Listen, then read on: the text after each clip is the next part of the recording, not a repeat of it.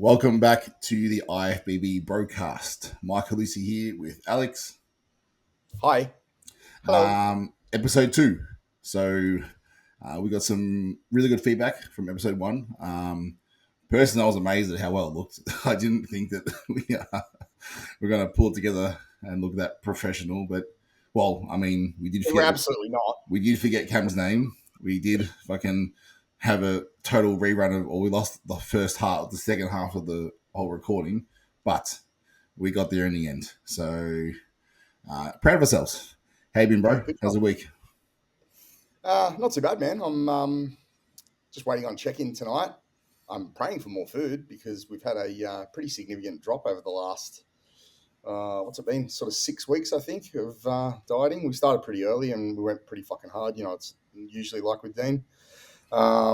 So I think I'm down a total of like 16 kilos from my peak off-season weight. How many weeks is that? Yeah, about 6 weeks, I think. 16 in 6 weeks. Yeah. What are you on the fruit diet? It can be done. You're on the fruit diet? Pretty well, yeah. Feels that way.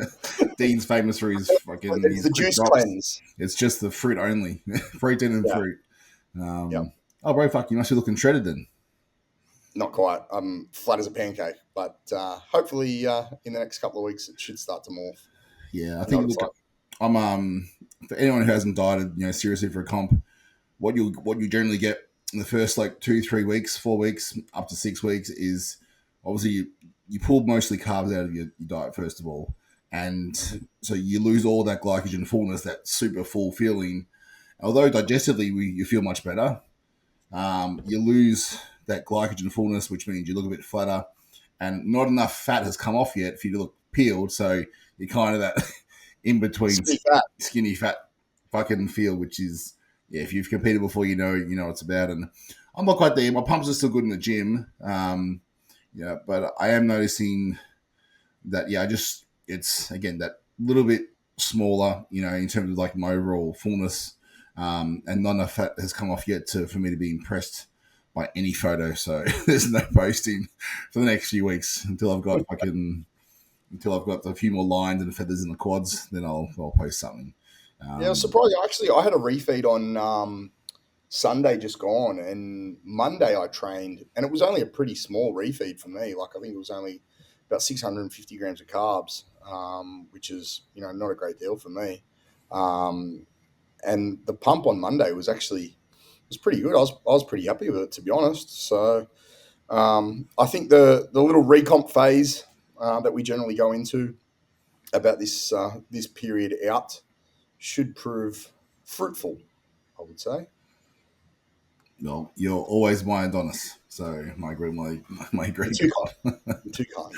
All right, so look, really good feedback. Apologies again if we missed anyone from the first episode for the men's, but I'm pretty sure we got through a good chunk. Tonight we want to really excuse me. We really want to. Get into the house. 1 second. We really want to. Excuse me, my phone put on silent. We really want to make sure that we cover as much as we can of the people competing in the season. So I see a lot of podcasts out there which are men only, and generally only cover sort of men, if that makes sense. But we want to make sure that we are gender equal on this podcast, and we give the women a fair go because they work their asses off too. So we want to cover the women's preview for the season they come up as well. And for that, we have a very special guest on the podcast on our second episode. And I'm going to bring her on now. Just 1 second.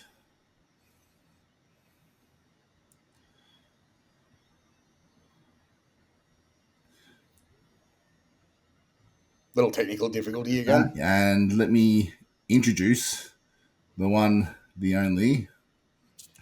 If she comes on, this should work.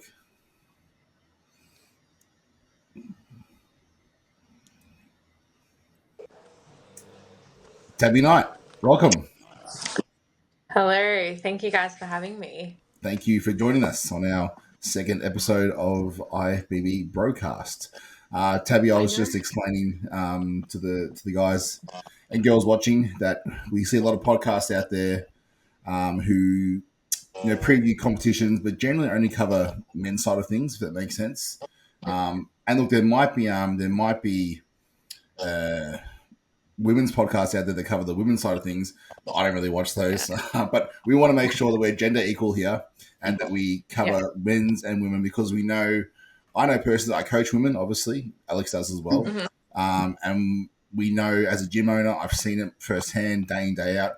Women work their ass off, from bikini all the way up to figure physique and whatever else you want as well. So we want to definitely give the women their time, but we didn't want to be a couple of dudes sitting here looking at pictures of chicks in bikinis and judging them.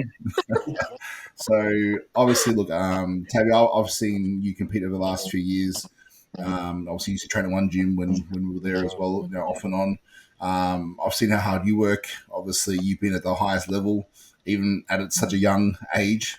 And so we really obviously value your experience, your eye, and we'd love to obviously have you help us review the women's IFBB Pro League Season A coming up. So thank you again for joining us. Tabby, for those of our audience who don't know who you are and your history, if you want to give us sort of like a little intro, a brief rundown of your background, where you've come from, how long you've been competing for. I know you've placed really, really high and pushed at national level. So just a little rundown as to who is Tabby Knight. Quickly, sorry to cut you off. Mike, is someone's microphone on echo? Mine's not. Maybe yours, mate. Wait, is that better? Yeah, that's a bit better. It might just be your reception. Cool. No, I think it was because it was against my laptop, probably. Oh, sorry to cut you off anyway. That was good of me. Don't stress. Well, thank you guys for having me as well. I think you guys starting this kind of new venture with the podcast of having two different approaches is actually awesome too, because even from my perspective, I follow so many bikini pages and none of them ever actually dive into the guys side of things, which I actually find kind of interesting as well. So I think you guys will bring on a new perspective, which is nice. But a little bit about myself. I started my competition journey, I think it was 2021. I was 18 when I did my first ever prep, but I competed for the first time when I was 19 in the natural federations.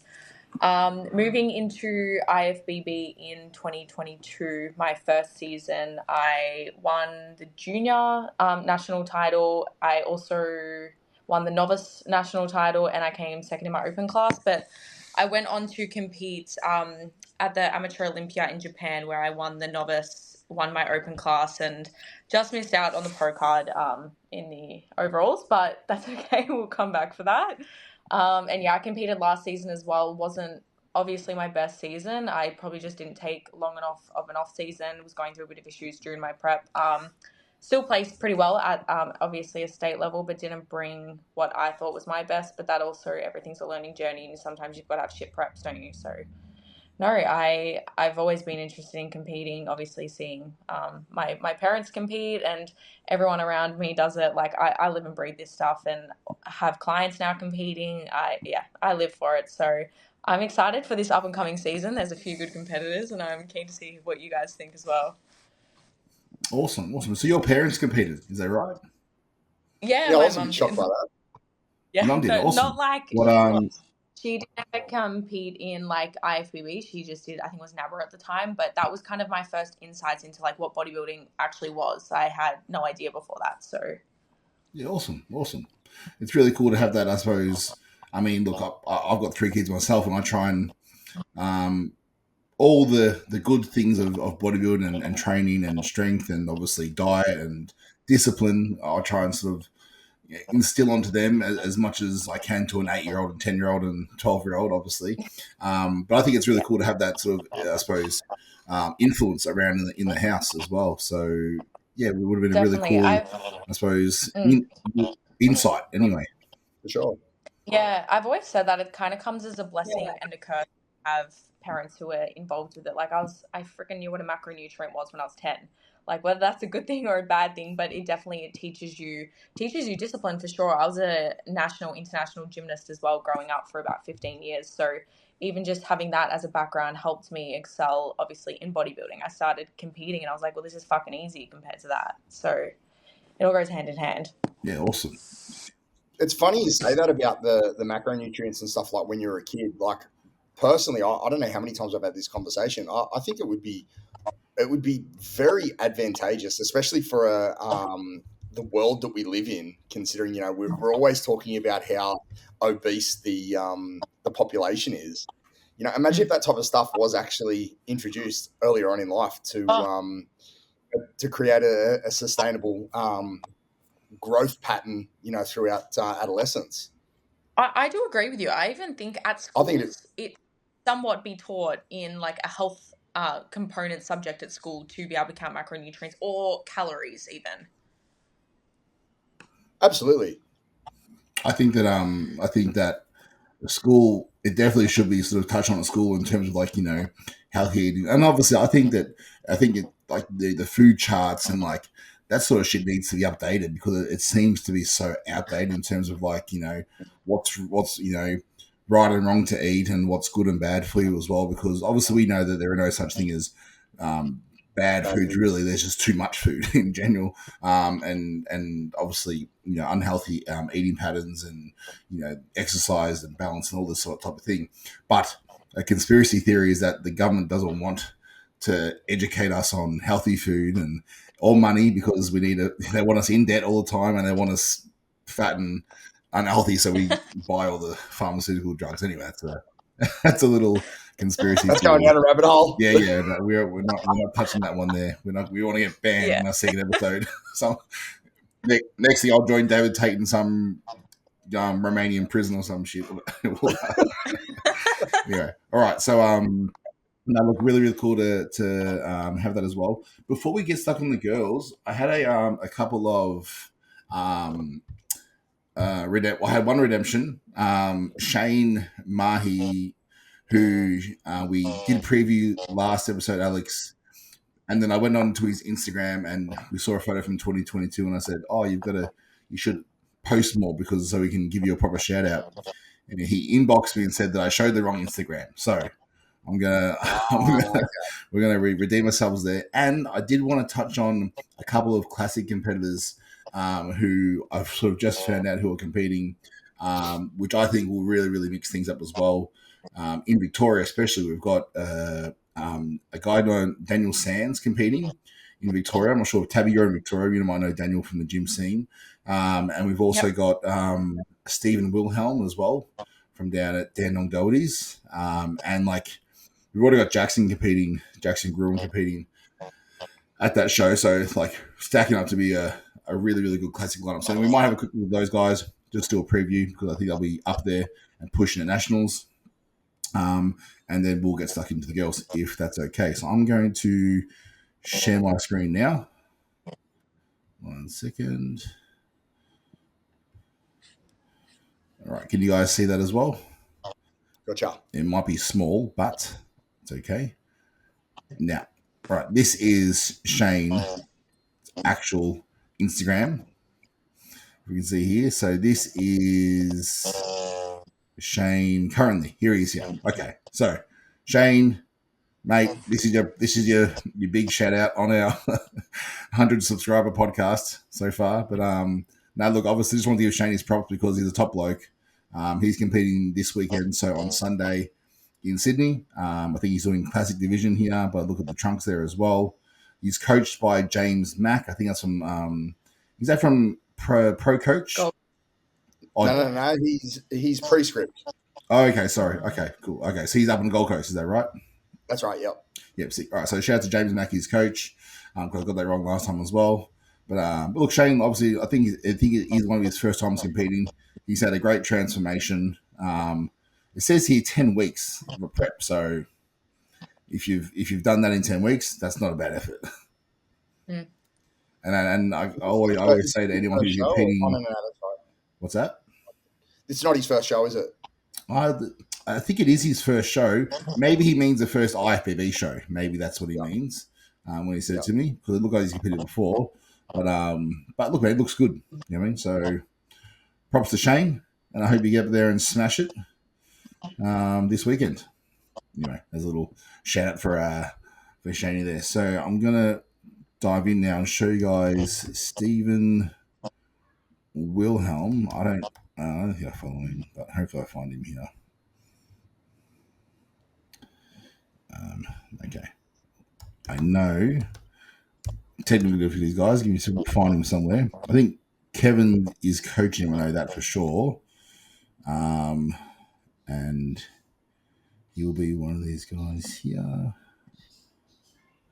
We'll find him. Here we go. So Stephen Wilhelm competed a couple of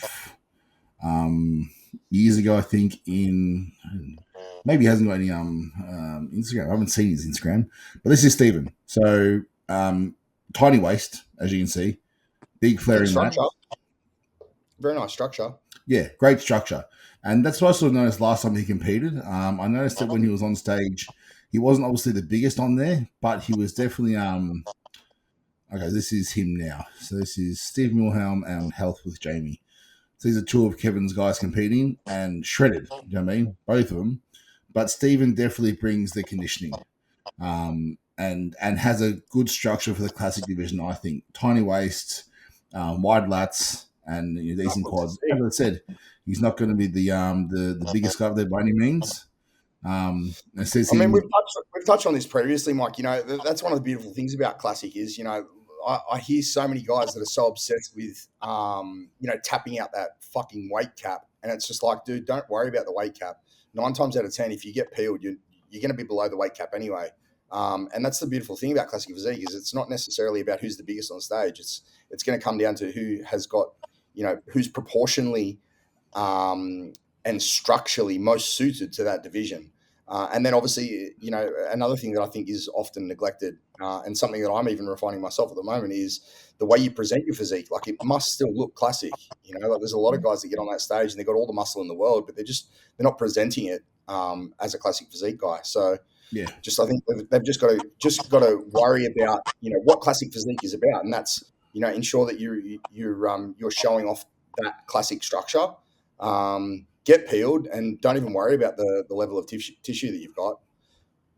Yeah, I think legit. So obviously, you hit the nail on the head there, bro. It comes down to shape and structure on stage. And these guys are both doing bodybuilding and classic physique. So, but he looks good. And when you put someone like him, Stephen, next to Jackson, different physiques. Jackson obviously being tall and much more dominant in terms of his structure. And then Stephen being a little bit prettier in physique. And then to throw a span in the works, Daniel Sands is someone who I'm not sure if you've seen before, but I know he's done a couple of preps and hasn't made it to stage. But in terms of how he looks like, I'll just show you even this here. If you can see this, here's a little video. Like, he hasn't got trunks on, but a very clean physique. Yeah. Great separation for the quads, great vacuum, good arms. These lats are huge. He brings a really nice look to the stage. I think it sounds dumb, but it could be physique, classic physique, or bodybuilding. But when you have a bodybuilder who hops up there and has a nice look to him as well, it's definitely like, fucking. It makes it more attractive. I'm not you, Tabby. What do you think? Like, when you see a bodybuilder up there who looks, takes care of their skin, their hair's nice, they present well. It's a better look. Would you agree? 100%. Like, I know they talk about the bikini category and being feminine, but I also think 100 times over it goes with the males as well. Like, if you're a better looking male who's putting effort into their skin, even just like hygiene, the basic factors, it plays a big role when you're on stage, and you can see it as well. Also, like, if someone's enjoying themselves too, sometimes you get the males up there who just look like they're trying to be like grumpy old huge bodybuilders, but it's like, look like you're enjoying yourself too and having a good time. You're gonna look so much more attractive and more appealing to the audience and judges as well. Yeah, absolutely. It's funny you say that because it's often a laugh that I've had behind closed doors with people is, like, often guys are so serious backstage, man, or even so serious on stage. And it's like, chill the fuck out. You're on stage in near enough to a G-banger, oiled up, flexing your muscles on stage. Like, this is not a UFC fight, man. Yeah. Like, just relax. Yeah, Have fun. I always say to my competitors, I'm like, they're like, oh, this person's competing, this person's competing. I'm like, so? I'm like, at the end of the day, 5 strangers who you don't know, judges, I'm going to sit down there, and put a number next to your name, and that's the end of the story. You can't control that, so it doesn't matter who you stand next to. Have fun up there. Like, I always like to have some, some showmanship and play around. But man, it's like you walk around backstage at these amateur shows, and the guys look like they're all going to kill each other, like death staring, and you walk backstage with the pros, and Alex will see this, and the pros are the nicest guys in the world. Yeah, like, everyone's laughing and having a joke, chilled out, like offering lollies to everyone, or making sure you got your tan properly, or telling you've got your trunks inside out, or whatever whatever's going on. Yeah. But the pros are so much different to the amateurs. I said I definitely noticed when I went overseas and competed in the US. He's comparing himself to Urs, Alex. Look at that. Hey. He's a couple more inches on the quad, but that's it. Anyway, hey, I'm all for people, trying to fill big boots. Hey, for sure. I think that it's you've got to have goals, you know what I mean, and you've got to strive towards what you like the most. Anyway, so he's competing in the VIX as well. Well, I spoke to Scott Slayman, his coach, and Scott told me that he's not officially competing, but look at him 2 weeks out, like it's pretty clear anyway. So that's my little wrap up there for the men. So thank you for bearing with me through that. Yeah, sorry for missing you guys out earlier on. What's that? I said sorry for missing those guys out earlier on. Yes, apologies. But they should reply to my story and follow me and let me know. Yeah, that's it. Now we'll move on to the women. Now I'm hoping Tabby has some insight into who's competing as well. Troy Thornton has shared with me some of his competitors, so I'm really thankful for that. So what I've done is I'm gonna bring up some of Troy's girls and the names, and we'll have a little look. Then obviously Tabby, please jump in with what stands out for you, and if you know any of them potentially, and we'll go to that. Are we going to do category, Mike, or are we going to? We'll do category, but what's that photo that just popped up? Alex just sent me some random video of him getting tanned up in the G-banger or something. Anyway, all right, give me a second. Yeah, so all right, in order. Let's go in order from what it was. All right, so this here is Gab in Queensland, I think. Yeah. This is one of Troy's girls. Do you know her, Tabby? Yeah, I don't know her personally, but I've been seeing her photos, and from the Instagram, I'm impressed. Yeah, I mean, look, obviously, with Bikini, from what I know and from what I look at, obviously, what the judges want is, not too much visible striations and muscle showing, but it's all about the shape and flow. You've got to have obviously full glutes, top to bottom, left to right is really, really important. Obviously, they want nice caps on the shoulders and a big emphasis on the hourglass physique. And look, please continue on that from what exactly are the judges looking for with Bikini, Tabby? Yeah, I think, to be honest, the Bikini criteria, I wouldn't necessarily say has changed, but it's definitely developed over the last few years. But if you go back and just look at the recent winners of even the Olympia, even just look at Maureen, for example, it's like freaking Gabby's hourglass figure is exactly the same, and it goes to show that the judges aren't actually just looking for the person who can get the leanest, who can look the most striated. It's like you still need to come in with that, and I hate to say it, but you need to come in with that sexy and feminine look.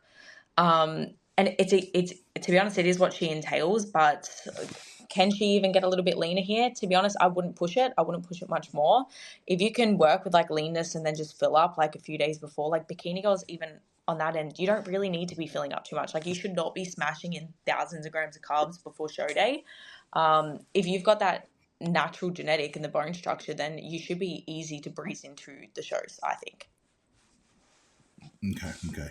I mean, look, obviously, they all look great up on stage. I mean, they all look fantastic, and it's hard sometimes in the crowd because the crowd doesn't know what exactly, when they all look very similar. But obviously, there are things that stand out more on some, obviously, and they generally are the winners. Do you know what I mean? So, if we look at Noah just as an example, so Gab looks straight there.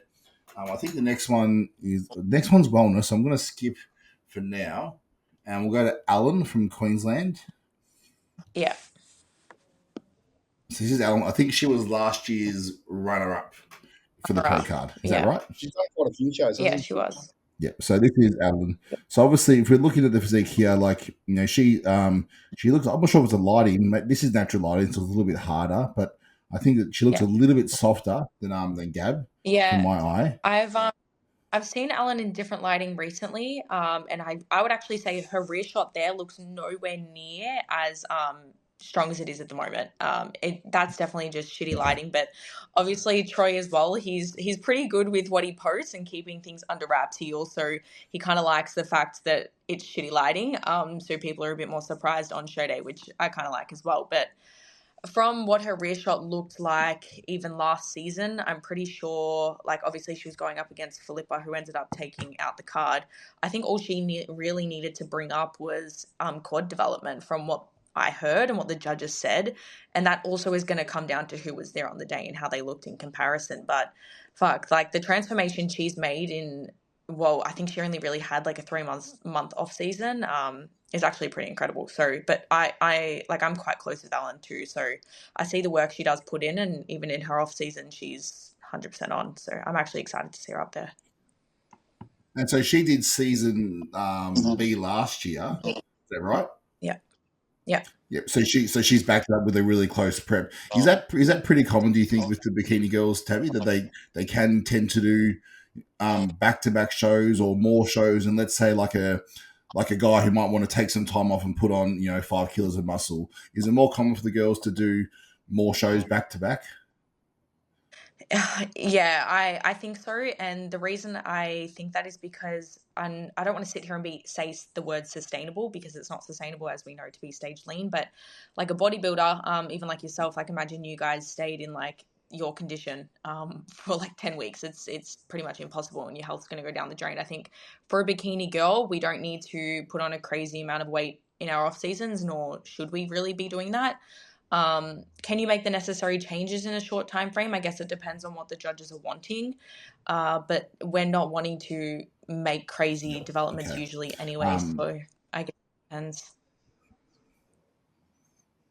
Yeah, I think your networking struggled a little bit there, Tabby. Just want to maybe, I'm not sure if you can move the phone to a better spot, but we did get most of that, and I agree. I mean, look, I'm also very aware that women tend to have a lot of hormonal stuff going on that men don't have to deal with, and so like in saying that,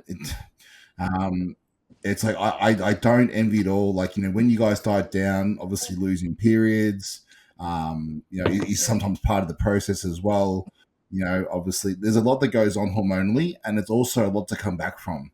So I definitely appreciate the fact that for women, it's not as simple as just dieting down and getting on show and and rebounding. There's a lot of rebuilding afterwards that takes place, I think, as well. Would you agree, Tabby, or what's your experience with that? 100%. Like even for myself, I've lost my period, my menstrual cycle, like from my shows, even still from last season, and it's something that's harder for some people. Some people simply just don't lose it as well. But regaining that as well, it's like you got to get back into a health phase for you to even be able to put on decent quality muscle tissue too. So you got to spend the time going through a health phase and then a reverse and then getting into your building phase. So that's what I mean. If you're needing to put on size, I'd be definitely going through a longer off season. But if you're only needing to make smaller changes, then for sure, compete back to back if you can. Yeah. It seems as though the girls that are like right in that sort of upper echelon, generally it only seems to be like a refinement of even potentially a peak, but it's like refinement of the physique. It's not necessarily making massive improvements. I suppose those girls can probably get away with doing more so back-to-back shows, but I think we still see it time and time again, is girls trying to compete in every damn season, and they've realistically, they just need to accept that they need to take some time off, and as you said, allow themselves to properly rebound, and well, for lack of a better term, anyway, and properly take the time to grow that new tissue, rather than being totally identified by I've got to compete, I've got to compete, I've got to compete. Because they're so young these days too, man. Like, Yeah. fucking, these girls compete. Like, look at Tabby as an example. I remember when Tabby was coming up, and like we all thought that she was going to take the pro card in Japan. We were watching. I remember one gym. I think Liv was on shift there, and we were all watching the live stream, thinking, "Fuck, man, she's going to do it. She's going to do it." And like Tabby's, like, a baby in the nicest way possible, but so young. Yeah. No, and these girls I got same. caught up in it. Yeah, I got caught up in it as well. It's like me being so close to a pro card. This is exactly what happened to me. I thought, no, I've got to go back for it next season. I didn't regain my period even in that little off season. I went straight back into a prep, and I ended up looking worse because of that. And in hindsight, I didn't need to make little adjustments. I needed to make huge adjustments. But because you're up there against girls, and in comparison, it literally depends on who's fucking next to you. But that's why it's important not to just not to go with the Instagram, not to go with like your head. Sometimes you need that subjective point of view for someone to say, like, pull your head in, just take a bit of time off for you to get healthy. If you get healthy, you're going to grow. Is that the coach's responsibility, do you think, Tabby, to guide you in that respect? I do. I don't want to say yes, but I think at the end of the day, you're only going There's to... some responsibility there, I think. I do think there is, yes. I'm not going to entirely say no, but now going through it myself, I'm very stubborn. So if my coach had told me not to compete, I probably would have just done it anyway. I had to experience it and experience a shitty prep for me to be like, oh, fuck, okay, you were right. Yep. And obviously, experience trumps everything. Do you know what I mean? When you go through it, when you feel it yourself, that says more. Well, that teaches you more. I mean, we learn more from the losses than we do from the wins, which I think is true for most people. No matter what the sport is or the pursuit is, it's the setbacks that teach us the biggest lessons. Just moving on to Taylor here. This is Taylor Madison competing this year, and I just put up these photos here where she's looking incredibly conditioned, through the back, through the abs, through the legs. And the way I picture bikini, or the way I try and prep, I've only ever prepped a handful of bikini girls, and also I've helped out, Bridget as a pro and whatever else. But the way I've sort of prepped is like, if we get you to a position where we're basically seeing some separations, some striations when you're your flattest, and then we sort of just fill back up a little bit out of that to lose that hardness to the physique, and obviously fill out the muscle. And that's sort of the idea for on stage, because I see a lot of these girls and the pros even, like, they're walking on stage and you can sometimes see the cross striations of the quad come through, or some lines through the rear delts or whatever else. You can see that sometimes where they move on stage. When they pose, you don't see it as much, but they are lean. These girls are very, very lean. It's just how they present it on stage. I think people often underestimate the look of the bikini and think that it is just diet for 2 weeks, put a bikini on, jump on stage. But these girls are lifting serious weight. They've got real muscle, and they're getting in incredible condition, as you can see from Taylor here. Yeah, I would almost say, Taylor, she's one of my really good friends as well. I'd say she's almost one of the most conditioned that I've seen. But she was probably runner up. I think she was runner up to get her pro card 2020 Arnold's, I'm pretty sure, or the Nationals. She would have been up and coming, and she was the same. She competed back to back, and 2021. 2021, I think it was, yeah. But yeah, just missed out. And the best thing she's ever done is take her off season, and she's taken 2 years to literally just grow, be in a surplus, and actually embrace the sport again, because it gets to a point where you don't lose the love for it, but when you're constantly like getting second, it's like, you're just one step away from it. You've just got to go that next level. So I think her comeback I think it's going to be very special. like I said, I think she's one of the most conditioned that I've seen so far, and her shape and her genetics is insane. And again, she's got that posing element as well. And posing is, not that we've really touched on it, but posing for me is probably one of the most important things as well when it comes to bikini girls. If the judges can't decide between first and second, it's going to be a battle of a pose down, really. So she's got that to her advantage. It should be across the board, I think. I think it's something that everybody needs to take seriously, is your presentation. You know, as you said, even with like males, especially like going back to classic physique, for example. You know, if you've got two guys that are, you know, both very muscular, very conditioned, structurally sound, or structurally on the money, and one guy's posing classic and one guy's not, the classic guy's always going to get it, you know. Yeah, I think that it just comes down to we've all seen, you know, people even on the open stage for that matter. Well, look, we've all seen people with average physiques beat people with better physiques because they present and pose better. You know what I mean? Yeah. I've seen it. We've all seen it on a bodybuilding stage. So, I mean, it comes down to, I think if you put the argument forward of on an open stage, you know, is Sean Roden a better bodybuilder than Phil Heath? It's like, well, no, is the clear answer. But Sean Roden was able to beat Phil Heath through presentation and posing on stage. If you look at the photos from that Olympia, like 2018 or 2017, whichever one it was, you know, if you look at the actual comparison photos, almost every pose, Phil is beating Sean in, right? But what the photos don't show you is when they're transitioning, and you still you see Phil breathing, and you couldn't take your eyes off his stomach at some points. Yeah.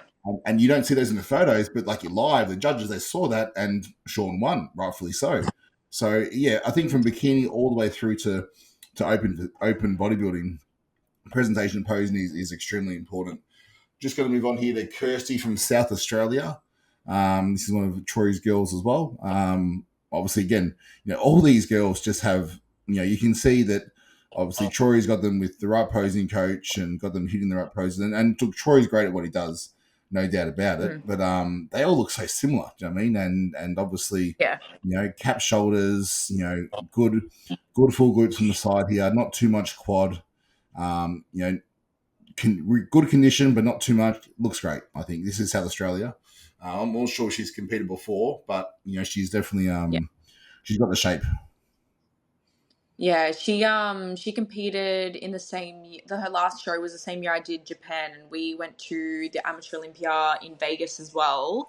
And I actually think she took out the open class in Vegas at the Amateur Olympia, but then she didn't place in the overall. I think I may be wrong in that department, but oh yeah, I've always loved Kirsty as well. Her presentation's insane. Literally, the last three girls we've shown, I've put down to be the battle in the overall. So it'll be good. She's got a tiny waist. She's got amazing glutes, and she's brought up her upper body because I think in her last season, her lower body.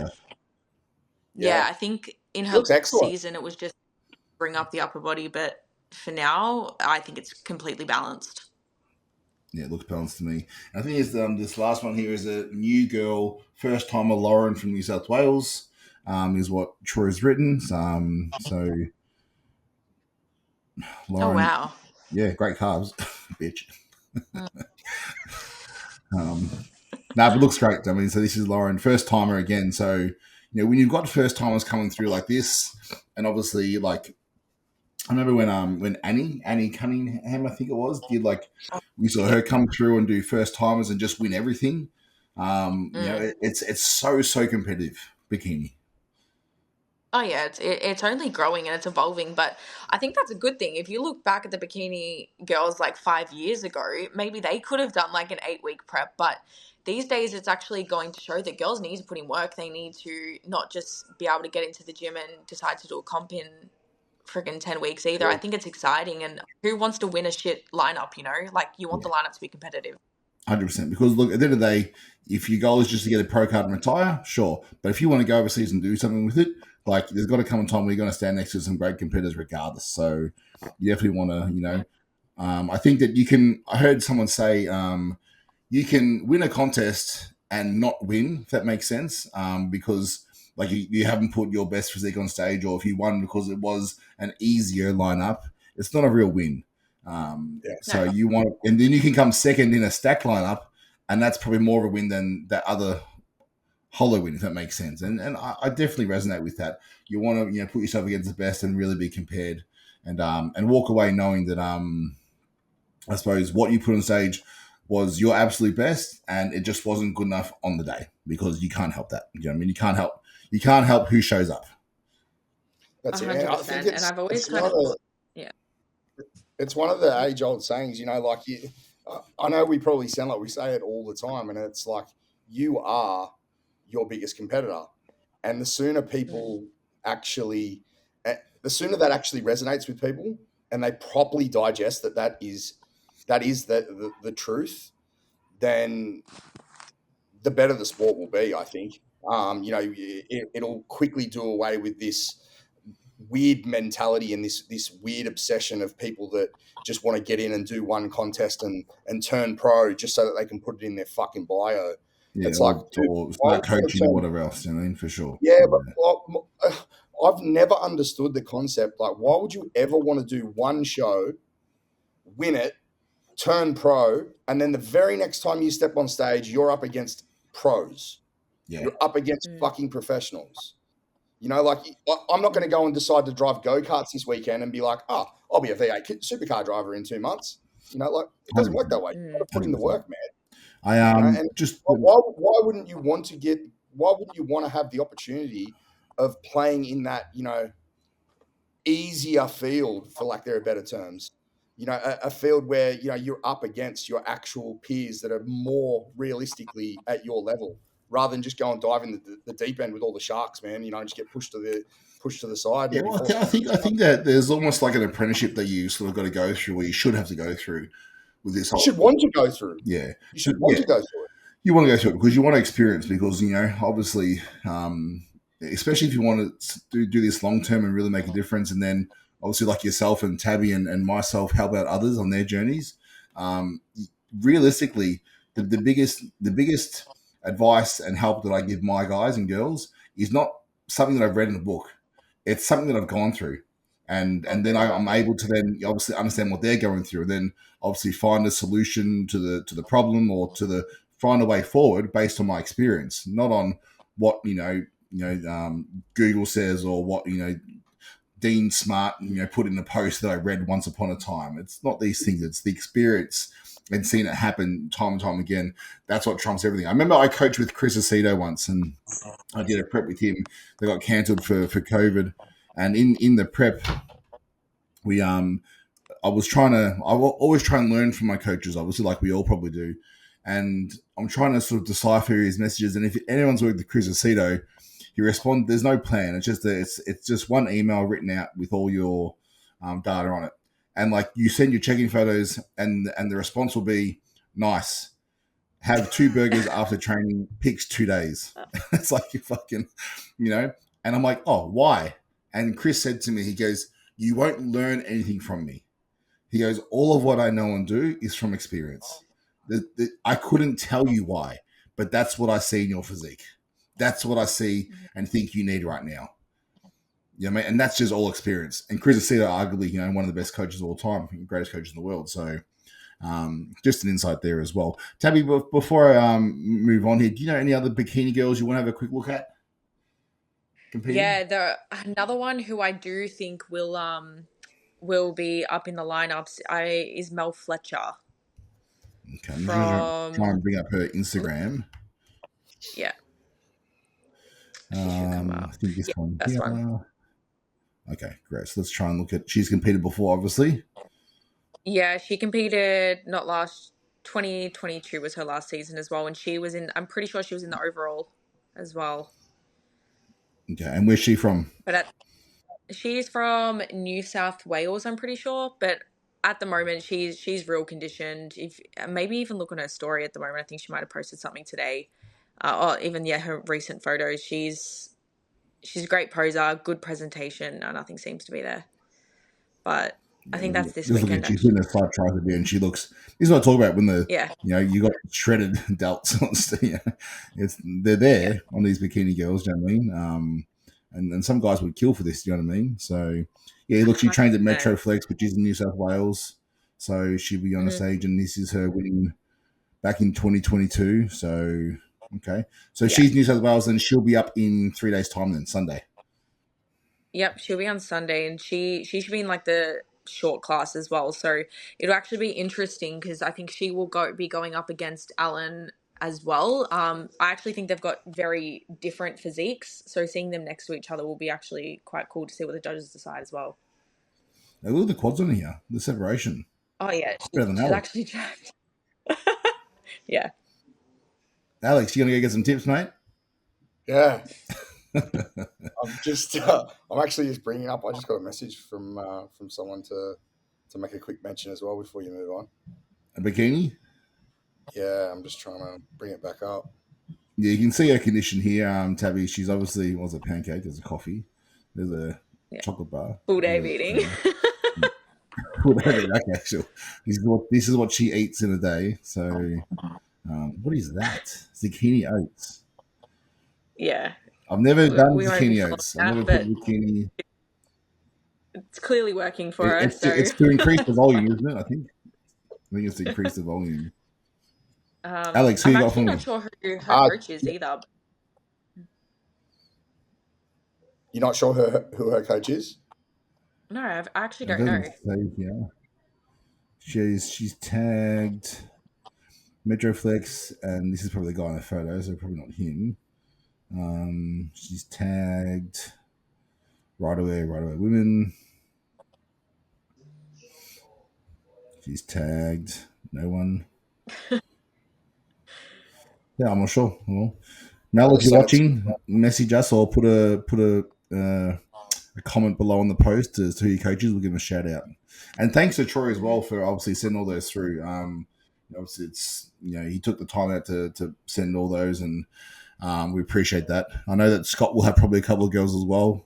Tabby, I imagine, up this season. That other athlete I just sent through to you as well, Mike. Okay, on your Instagram in your inbox. Alex.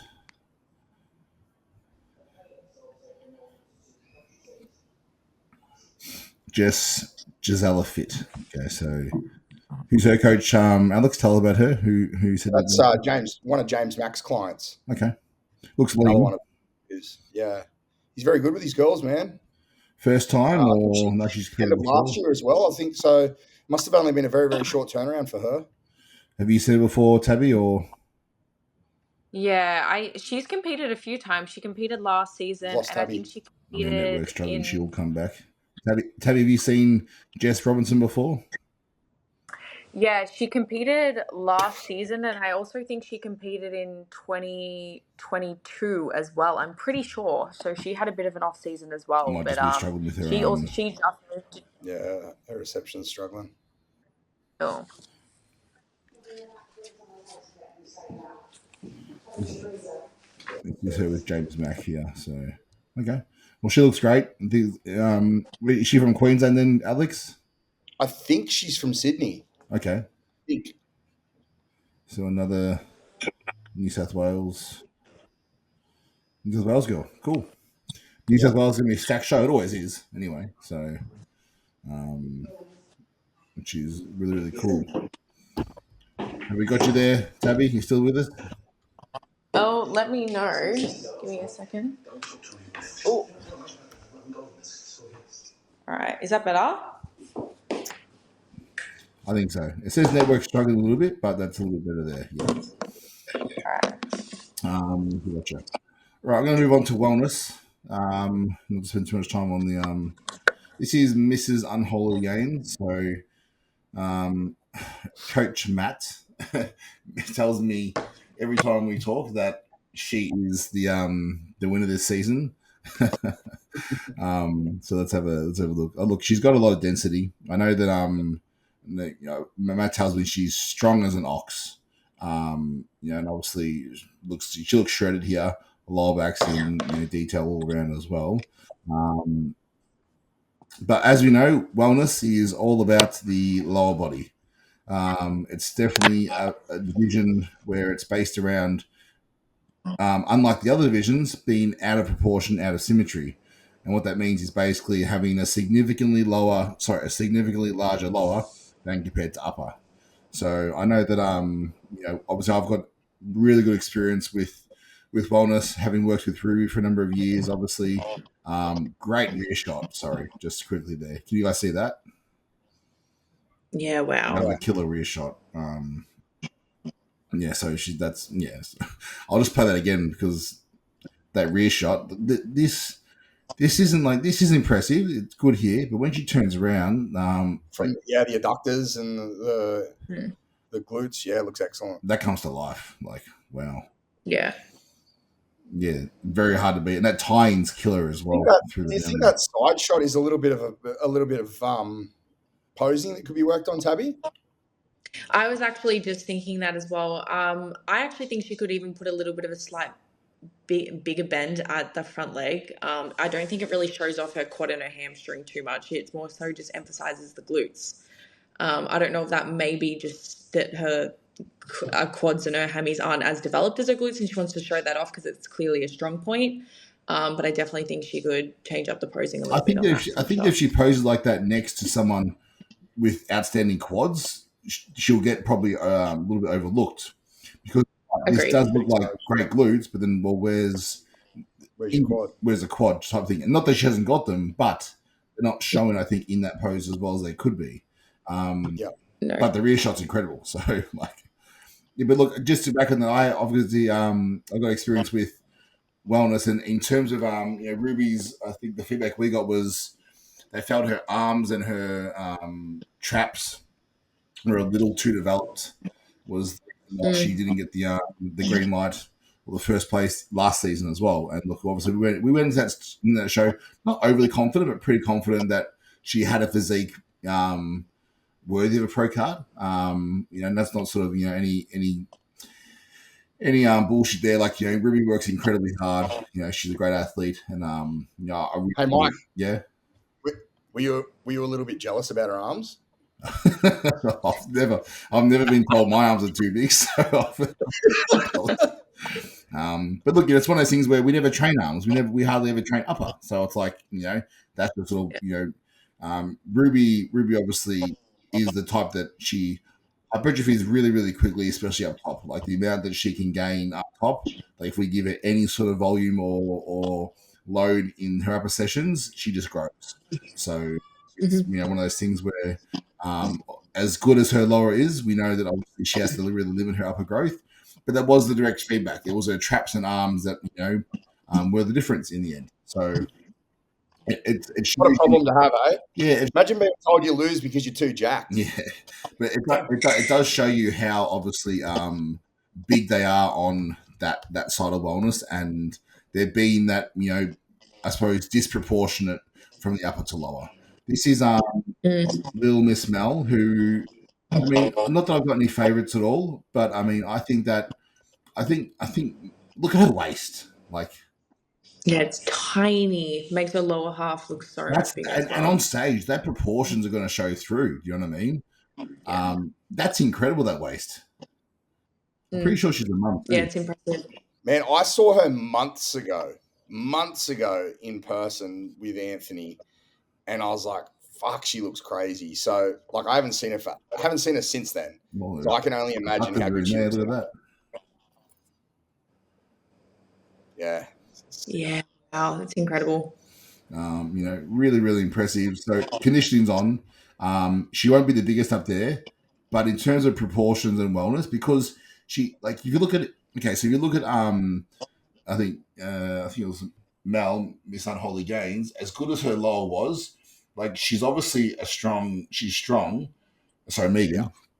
She's strong, so you can see it through her upper as well. Whereas when you look at Mel's upper, like it looks like bikini, which is again what of her judges say is they want a bikini upper with a more dominant lower. Yeah, I think that Mel ticks a lot of those boxes, if that makes sense. Yeah, 100%. Like the judges obviously want that asymmetry, but what she's also got, which some pro wellness girls have lost, is that beauty and femininity as well, which I think she's really knuckling down on there. So she looks incredible, and obviously her genetics and her waist has helped her a lot. but it's emphasizing the lower body, and I think she looks awesome. Yeah, I mean, I actually I know. Obviously, she's Anthony's partner, so Anthony Cligleros, who lives and breathes the sport as well. So we'll be very careful not to say anything too rude about her. No. Look, I don't know. What I was going to say is those, and look, I'm looking at the physique here, Alex. It's like nothing else, but it's them two on social media are really, really great because they seem to really love doing it together. If that makes sense. And they genuinely do, man. Yeah. They do. Like, I run into them every now and then, and they live, eat, and breathe this shit, man. It's so fucking cool. I think that honestly, sometimes you see people on social media, like couples posting together, and it looks forced just for the likes or just for the TikTok and just for the gram. Like, obviously, this is their business. They do this for them. They coach, and this is how they make money for sure. But I think it comes across as really genuine for me, and I like that. And when you meet them in person, they're no different. Absolutely. Always got time for everyone. Super lovely. So look, I think it's awesome they do it together, and they're both going to be battling for top spots. I think come the show. So it's a very similar dynamic to that of Matt and Emily as well. I mean, I assume you're about to bring up next. Well, we are talking Queensland. Yeah, we're going to bring up Emily, and she's obviously a WBFF or FMG or whatever it is pro, making the switch across to wellness. Now with Em, I saw her at off season at a show, and like she's got a lot of muscle. Yeah, like a lot of muscle. I saw it and I thought, there's no way. This is me being honest. There's no way she can bring down her upper to try and like fit their criteria, if that makes sense. Because she's got crazy quads, she's got great glutes and great shape. But how can she like almost lose muscle up top to make the criteria for wellness? And honestly, I've just seen her post, obviously more and more and more, and she's done a fantastic job. Yeah. Yeah, to be honest, I don't know if she's trained any upper body in her off season or in her prep so far, but to me she looks incredible. When she did WBFF, I was always a big fan of her, and someone like her, like they always say, conditioning usually does win, and she knows for a fact she can get well into condition. And because she has that muscle density there, as long as she just can bring down that upper body a little bit, she'll bring it in really well. I think like the wellness lineup will actually be pretty good for the Queensland girls. Yeah, for sure. I agree. You can see here, this is like that sort of I think before prep, and she's lost 14 kilos, prep, which is a lot for a female. And look, obviously she's kept all her mass through a lower, but she has downsized those shoulders and upper a lot, so she's done a great job. And look, obviously, you say that about the weight though, man. Like, that's something I love about Em, is like she's openly a fucking athlete as well, man. Like she's not afraid to push her weight up in the off season and actually train hard. And you know what? Like, she's a new mum as well. Like, she didn't give birth that long ago. Like, their little one's only 2-3 years old, or I think around this age. I'm sorry, I'm not too. Yeah, I think it was it's 2 years old. 2 years old, like so it's like a lot can happen hormonally for women after that. Like will my waist stay the same? Will I be able to lift the same weight? And obviously she's proved that anything's possible because she's come back from that. And obviously Mel, we just looked at, she's a mum as well. So yeah, you just took the words out of my mouth. Yeah, it's honestly it's proof that there's nothing stopping you if you want it that bad. I mean, these guys got great genetics, but as much as they have genetics, they work hard. So I think that hats off and credit, and that'll be a really good battle because I think that Emily has probably more muscle, maturity and density than Mel, but what Mel obviously lacks in that, she makes up for in that proportions that really suit the wellness category, with her waist to lower and her keeping her upper nice and not small, but downsized compared to the lower. So I agree. And just like we said with Mel, like Em clearly like lives and breathes the sport. It's what she preaches, even what you said before in her off season. She's not afraid to push the weight and actually put in the work. So I think for either of them, like no matter what the outcome is, like they'll both actually be quite happy. And it's not like they're just going to give up entirely because one of them's got second, or it may not even be one of the two. What do we know? But either way, I think they're a great representation of the sport and the wellness criteria. Yeah, 100%. And female athletes, man, they're just, as I said, like, especially Em, like coming from the physique that she had and the way that she's had to manipulate things to to come back down, like to reduce that upper body size and mass. Man, it's just I tip my hat to her. So this is Charmaine from WA, one of Troy's girls as well. So look, a very strong side pose, and this is what we talk about with that side pose as compared to Megan. Again, you can really see the quad, pop out here, that hammy pop as well. Still got some glute, Yeah. but it's a really dense side leg. I think that a lot of guys would be happy with that side leg, Alex. To be honest. Why'd you mention me? No. Classic guys in general. Yes. Okay, it's no secret. I have shit hamstrings. Thank you. But no, she looks great. Obviously, I'm not sure who else is competing in WA, but I'd say she'd be definitely up there. Really dense lower, and look, she's got some nice cap delts, but not too big through that upper either. So, shout out to Troy. Got another potential winner there as well. Was there any other wellness girls competing that you guys knew of at all? Give it a shout out. They were honestly the only top ones that I had in mind. Yeah, and look, there may be other ones. Sorry if we've missed someone, but I'm sure there is. Sure there is. Of course there is. Yeah, there will be. It's sure. just... Next, obviously, what we've got figure next. Mm-hmm. I think that I didn't have too many. Well, look, I'm going to give my girl a little shout out here, Charlotte, because Charlotte is a boss. Like this is our journey. So if you guys can see this, 50 kilo loss at 50 years old. That's incredible. Yeah. Like, she's a full-time mom, full-time nurse, works her ass off. Bro, she looks awesome. Yeah, bro. Look at her back here, man. She looks like, she's got basically, obviously kids are growing up now at high school and university, and she's literally just decided, you know what, this is my time. And turned her life around. She posts more than anyone I know, which is what a legend. So she should. Good on her. Great. But I should give us a plug as well, of course. But she lives and breathes it. I mean, like, look, this is the one here I want to show you guys. Like, look, if you guys can see that. Yeah, man, that's nutty. And we actually did. We did 3 days at 600 grams. Sorry, 2 days at 600 grams of carbs. This week just as a little test, and I had to give her another one because she just it didn't hit the sides. So huge shout to Charlotte. She's going obviously in first timers and obviously masters. And I said to her, why not go on the open? She said to me, why do the open for? I've got to compete against like the better girls. I'm like, what do you mean better girls? I'm like, Charlotte, you've already won. Like, it's you've won. Look at the transformation.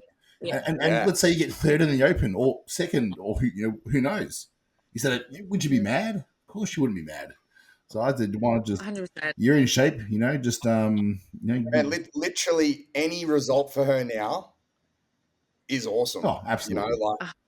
I mean, she's gonna do well. She's gonna do really, really well. But like, you look at where she's come from to where she is now, like fucking hell. If you don't tip your hat to that, like 100%.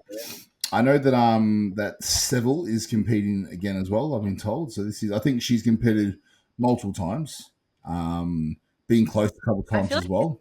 This is like her 4th season. I don't know if I'm right, but I think so. Did she compete last season too?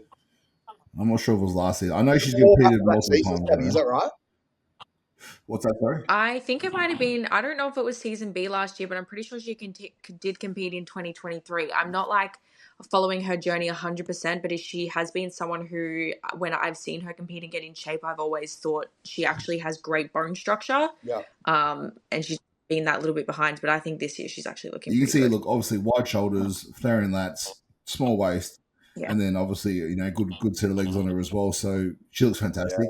And obviously, as we know, with competing, you generally do just get better and better. If that's her hair, I hope she rocks the fro on stage because I love it. That'd be pretty sick. Bro, how cool is her X frame? Man, that's her bone structure actually incredible. Yeah, that's better than a lot of classic guys.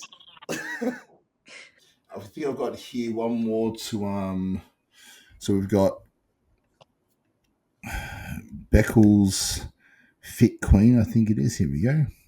So I think Beck is from here it says ICN Pro in fitness, but she's doing the IFBB Masters, I believe, this year. So there's not really much of what she's looking like now, but this is obviously her on stage in the ICN and looks great, conditioned. Yeah, wow. If she's an ICN pro, she'll know how to get lean. That's for 100%, sure. yeah, lean and hard, because those girls they're amazing. Look, great side tricep. Yeah. Yeah. And you know what? She's actually quite pretty as well in the face too. So that's going to work for So her. she's doing the Masters, I think, in Vix. And then we have Paige Warner doing, I believe, New South Wales. Tabby, are you secretly like throwing out hints here, like telling Mike and I that we should probably go and get a facial and go get No, I am. I might go get my bags filled in under my eyes.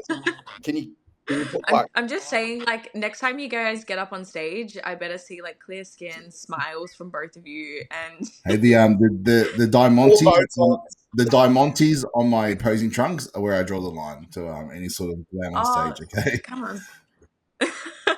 I'm just jealous. I'm giving you all the tips. on mine. All right, so this is Paige Warner. This is from the 1st of March, so it's obviously a month ago. So obviously she will be tighter since then. Just make sure we're with you guys. You're great. So she's doing her walk. If she's listening, Tony Doherty won't like that pause at the back there. Make sure you just get to the back and walk to the front. If you've ever been to a Tony Doherty posing clinic, seminar, do not pause at the back. Walk to the front where the lights are. So coached by Brendan Roberts, posing coaches at Dame of Destruction, Stacey Steiner coaching Oz. So must fall under that banner there. But looking here, she got some quads on her, got some muscle. Looks quite young as well. Not sure how old she is. Not sure if she's competed before. I think she may have been at a posing clinic actually. I think she was at a posing clinic that I went to in New South Wales. She's quite young. So she's competing, doing New South Wales. Looks great, a lot of muscle, and looks like she has a good frame for it. So, be interesting to see her on stage. All the best of luck. And the last one that I'll bring up is another one of my girls I saved for last one. I saved, but I didn't want to put them all at the start. This is Casey. So if you guys still been following all, I've done a few posts on Casey. This is I nearly mentioned her, and then I was like, oh, that's right, you coach her.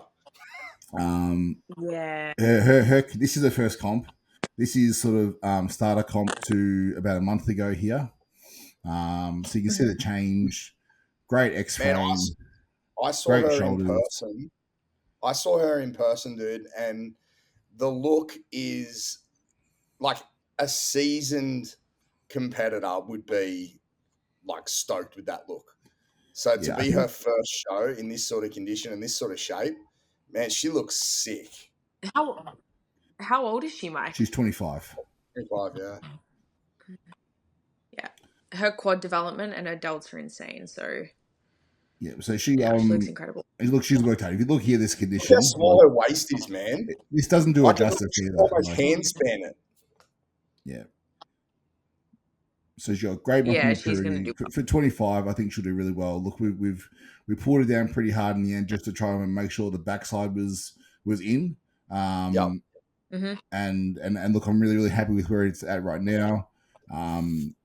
She's the quads have separated. We've filled her up now. She's down in Sydney, feet up, resting. So yeah, I'm really excited to see her on stage. Obviously, to see her. Did you put up any recent stories? Nothing else. I think nervous. I think she'll do really well. And to be honest, even no matter what the circumstance is, she's got a bright future in the sport based off even just how she's looking right now. So no matter how this season goes over the next few years, she'll be up there. I think she will be this season anyway. Yeah, I think that honestly, with her condition and her frame, and she'll be hard to beat. I mean, obviously, again, you never know who's going to be up there. And it is her first time. She's nervous as hell with her posing, but I said to her, the poses, just nail the walk out, and the rest will flow. Like Yeah. it'll just come. Do you know what I mean? Just make sure you don't stumble on the way out because that'll throw you right off. But like if you look at her delts here, like she looks crazy. So she's worked hard. She's at the finish line now. So that's another one for season A in figure. I haven't got any more. And I don't know any physique girls doing it unless you do. I don't. You don't? No. No, don't know anyone. No. All right. Well, then I'm just going to stop sharing my screen. Excuse me. Okay, and we're back. Cool. So, yeah, it's all in all. I mean, look, let's face it. Every season since COVID has just gotten bigger and bigger and better and better. And all these names, some old names, some new names, keep coming back in as well. Bodybuilding is in a really great spot in Australia, I feel. And like, I think that Alex, you would know when we travel overseas, and obviously we've seen like Tabby go overseas, you on your pro card overseas. But lately, when I go overseas and see like amateur shows, and I think, fuck, man, like our amateurs look really fucking good, like compared to overseas, because we have this perception that America and all that's going to be totally just wild. But the truth is, like we've got some freaks of our own. Absolutely. Yeah, I think the reason for that is because in Australia we don't have the opportunity that they do overseas. Overseas there is shows every weekend, so you can get on stage looking 70% and know that you can improve in 3 or 4 weeks. Whereas down here, like we really don't have the opportunity to kind of slip up or mess up or come in half-assed. Like that's why our lineups are usually so strong and only getting better too.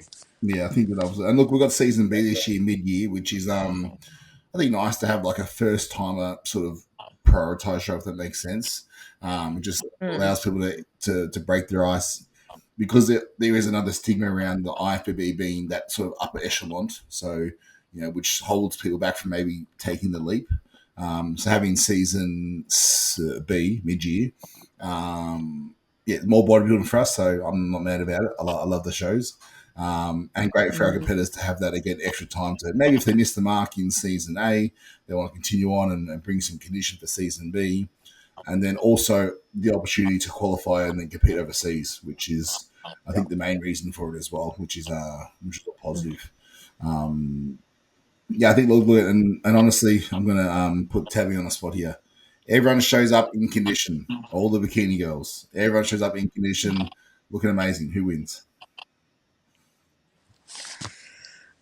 She's got too many friends, so that's all. I know. I will hurt a lot of feelings if I say the wrong thing, but I can definitely give a top 3 if that's okay. Top 3. Taylor Madison, Ellen, and Kirsty. So all 3 of Troy's girls. I think he's done an incredible job this season, and it'll be the battle of the 3. Okay, perfect. Alex, the wellness expert. who's winning? No, on a serious note, man, it's going to be a really, really tough one between Mel and Emily, I suspect. Like my gut wants to say Emily because she's as I said, man, she's just an athlete. I've seen where she's come from. I've seen what she's like worked through with her injury. I've seen the fact that she's had to pull her upper body down. I know what her work ethic's like. I know how conditioned she'll be. My honest, probably concern for Em is that she might even be too hard and too conditioned, and that upper body might just still be a little bit too overgrown. It might just still be almost too balanced still.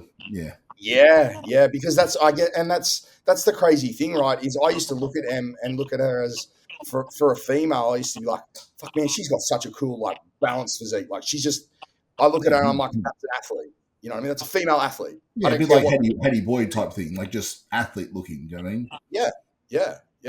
And I mean, like being bodybuilders that we are, we look for balance, and we really appreciate balance. So it's kind of a weird concept when you're like, and actually, hang on, that she doesn't fall into the category. She's still awesome, but maybe her upper body's going to be too big. My gut shot is telling me still that I think she'll still win. I think her lower body is that cool. But Mel will be. She will give her a red hot run as well. It's going to be very close, man. It'll be very, very difficult. That's for sure. That's my gut shot. What do you guys think? Yeah, I think that you're pretty much spot on. I think incredible physique, done an amazing job to to get to where she is. And it's hard when you've got someone with a pro physique, which she has a pro physique because she is a pro and a successful pro in the competitive WBFF lineup. I think like fitness. I think which is what she did in WBFF is an incredibly competitive lineup for WBFF. Do you know what I mean? So I think that she's done incredible job to transition her physique to a different category to prove that she's multifaceted. Will her upper be too big? Time will tell. I mean, I know we look at Ruby. Ruby got told her arms are too big. Arms like so. It could be that much of a difference, or that that little thing that throws it off. So the judges know what they're doing. I think that they'll pick a winner based on who brings it on the day, who nails the that balance of fullness and conditioning, and obviously posing to their strengths. Hiding upper, flaunting the lower. I think that obviously if I think that from the back that Megan will be hard to beat from unholy gains as well. So incredibly competitive. And I think with figure, I think that I don't know who's competing, but of who we looked at, I think Charlotte is a winner anyway. I just want to chuck that in there. But I think that if you look at someone like Casey and Seville on stage, I think Seville's from New South Wales as well. I think sure that'll be a really good battle. And we'll get to see that this weekend, and then as like a preview, and then obviously both have time to improve for nationals or for the Grand Prix Pro Qualifier. So either way, a super exciting time to be a female in bodybuilding. That's for sure. Tabby, what's the plans for you? Where are you at with your competing in the future? And is there any plans at all, or what's going on? Look, if at this point in time, obviously, I don't know if you guys are aware, but I'm going through a bit of just some health issues at the moment. So my head's just getting my health back on track. But all I ever think about day by day is getting back on that stage. And obviously, pro card is what I've always wanted and where we all sort of want to strive for. But just even competing and training is what I want to get back. Even going into the gym, doing at the moment. So time will tell. My plans were to initially do the end of 2025 because that would be my last year in juniors as well. But at this rate, I'm just sort of taking it day by day and seeing how things go. But I definitely can't put a date on any confirmation at this point in time. What are the health concerns? If you don't mind us asking, if it's too private, you can just ignore it. No. That's okay. I've tried to be a little bit open about it on my Instagram at the moment because I'm not capable of training at all at the moment. I've been having seizures like quite often, daily at the moment. They don't know the cause of what it is or what it stems from. They think it may be potentially epilepsy, or they're not sure if they're non-epileptic seizures. I'm having MRIs done, EEGs, all the kind of testing at the moment to see what's causing it and what my triggers may be. But for now, it's kind of combating the seizures and the frequency of how they're happening and medicating for it to try to slow them down. And I have faith that we'll get on top of it. And when we do, that's when I'll see me back in there. Oh, wow. I mean, look, thoughts and prayers with you and for a speedy recovery. It's hard to I suppose, to have something stop you from competing, but to hear it stopping you from even training and following that, because like for most of us, training's a form of therapy. It's our escape. It becomes part of our identity. You know what I mean? I think if someone told me I couldn't compete ever again, I'd probably get over it. If someone told me I couldn't train ever again, I'd fucking question everything. So yeah, that's exactly what it was, because the first day I got admitted to hospital, I was in hospital for almost, I think it was over 10 days. And they told me probably never to be able to compete again. And that obviously broke me because it's all I've ever thought about for the past few years. But I mean, training, I'll find a way to train again, whether it's I can only use machines and not have to use like free weights and stuff. But I do believe I'll get on top of things. It's just right now I'm kind of in the shit of it. But are the seizures, are they brought on by anything in particular, or just random? That's what we're not too sure of. I do have a family history of epilepsy, so it could be hereditary. In terms of actual triggers, we don't know. No, we don't know what it is. I had a minor seizure this morning, and it may have been triggered by the light. I was outside in the heat. We don't know. It could be something structurally wrong with my brain, and obviously in that case, they may have to operate, but we can't confirm anything, and that's why it's a bit frustrating on my end, because I feel like I'm going in circles and I'm a bit of a question mark. I know that sometimes with these sort of things, when you feel something, and um, Hey, hey Tash, as well in the background there. When you feel, well, you know what you feel, but it's hard to then describe that to someone else, and sometimes you might feel like you're going crazy almost inside because you know what you feel, but you can't explain it, and then there's no, like, almost every test you do seems to just be okay as well, and nothing pops up that's Well, going.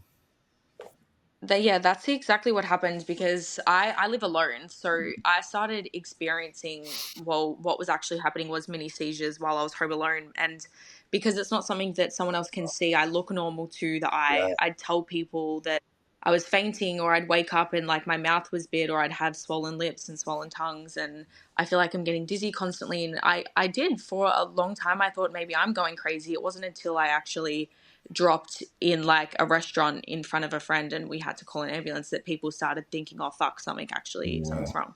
How long were you sort of going I think through that before you actually, somebody actually realized there was something wrong? So I was diagnosed with hypothyroidism when I was in my prep last year, and it was probably my mistake to continue pushing, and that was in September when I was first admitted to hospital. But from the period of about December until March, I was going through all of this at home alone. I'd called an ambulance probably 4 times thinking I was maybe having a heart attack Yeah. because of the pain and the heart palpitations. And every time I was admitted to hospital, I was just discharged that there was nothing wrong with my heart. And yeah, when I was admitted 4 weeks ago for about 10 days, that's when they started doing scans on my brain, and they then said, yeah, it's something that's obviously going on neurologically. So it's very recent that they've said that it's potentially epilepsy. Yep, only the past 4 weeks. Okay, yeah. I I mean, yeah, I look, feel for obviously, you. again, I feel for you.